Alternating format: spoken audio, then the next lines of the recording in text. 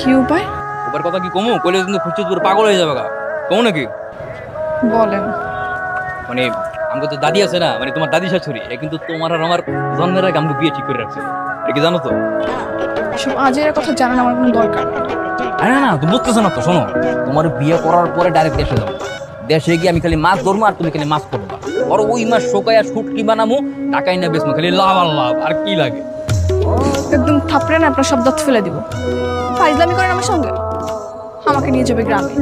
জান আপনি যান, বিয়ে করতে চায়, কত বড় সাহস।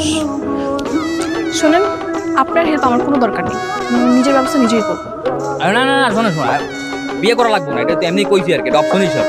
বললে করবেন নিলে নাই, পরে তো না কইতে পারেন যে কইলেন তো না কোনো দিনও, কইলে তো ঠিকই রাজি দিতাম, এই কথা তো না করতে।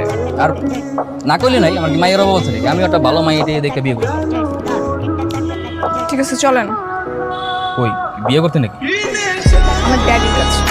ও লাখবার মতো কথা বলি, আমি কিন্তু পোলা খারাপ না, খালি একটু যুক্তির ব্যবসা করি, সমস্যা নাই, হয়ে যাবো। আই চুপ থাকেন। কইছি আর কি